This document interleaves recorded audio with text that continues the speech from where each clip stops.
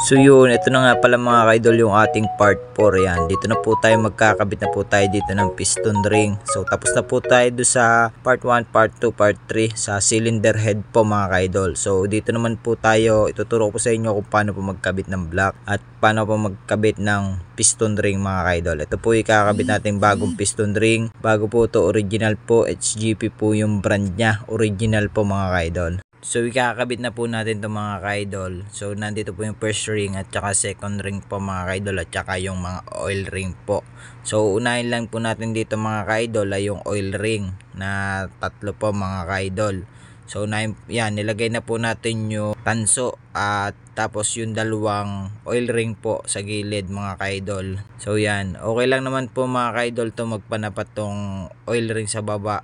Wag lang po dun sa second ring at saka first ring po mga ka-idol.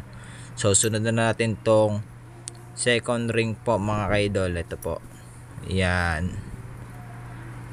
Tapos itong first ring po mga ka-idol. Yan, kailangan po dito mga ka-idol ay hindi po magpanapat yung gap neto para hindi po siya umusok. Yan.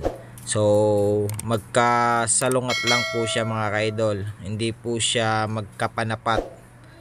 Ayan, kasi pag po nagpanapat yan mga ka-idol ay uusok po yung motor ninyo kahit po bago ring yan.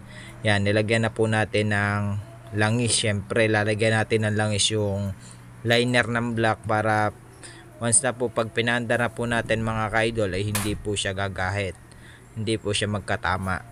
Tapos ito naman pong piston ring, syempre lalagyan din po natin to ng langis. Yan, lagyan lang po natin ng langis. Lahat po yan basain po natin mga ka-idol. Yan, paikot po natin basain yung piston ring at saka yung piston. Yan po, pagka ganun pong nabasa na natin mga ka-idol ay ikakabit na po natin to. Nabasa na rin po natin yung liner ng block. Yan, para hindi po sila magkuskusan. Ayan po mga ka-idol, ikabit na po natin tong piston sa block. So yan, pagkakabit lang po yung mga ka-idol ay kailangan hindi po magkapanapat yung gap para po hindi po siya umusok. Tapos sunod natin mga ka-idol ay kakabit na natin tong dowel pin. Yan, may dowel pin po yan mga ka-idol, wag nyo po itong kakalimutan. Yan, ikabit na po natin yung dowel pin. Magkapanapat lang po ang dowel pin ng Rider 150. So pag naikabit na po natin mga ka-idol yung dowel pin, susunod na natin yung base gasket. Ito po yung base gasket, original po to mga ka-idol. HGP din po yung brand. Yan. So ikabit na po natin tong base gasket. Kailangan pag nagkakabit po kayo mga ka-idol ng base gasket ay siguraduhin nyo pong side na side po yung stock gasket. Na side nyo po ng ayos dun sa base na pagkakabitan nyo po ng gasket, para iwas leak po tayo mga ka-idol. Yan, ikabit na natin. Sunod na po natin mga ka-idol ay lalagyan po natin ng basahan. So kaya po natin nilalagyan ng basahan para po safe at hindi po malaglag yung pin lock sa loob ng makina po mga ka-idol. Kasi pag nalaglag po yan mga ka-idol ay magbabaak tayo. Yan, itulak natin tong piston pin mga ka-idol. Yan, itulak na natin. Siguraduhin lang po natin na nakasagad. Tapos ikakabit na po natin yung pin lock.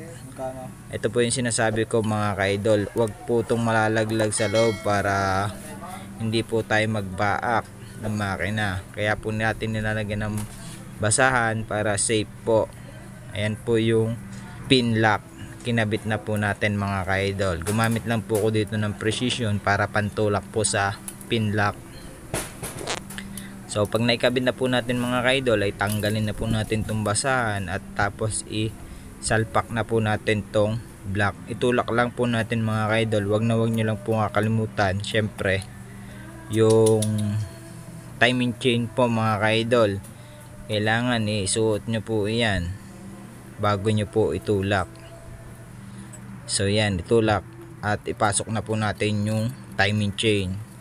Siguraduhin nyo lang po mga ka-idol na hindi po sasala dun sa timing gear yung timing chain para hindi po kayo magtanggal ng tagiliran po mga ka-idol dito sa magneto.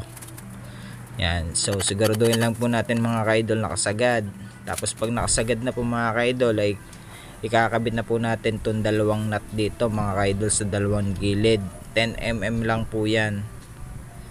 So yan, higpitan po natin mga ka-idol. 10mm lang po yung gamit natin. Syempre yung timing chain kailangan natin ay may tuon po yan na long nose o kaya plais mga ka-idol.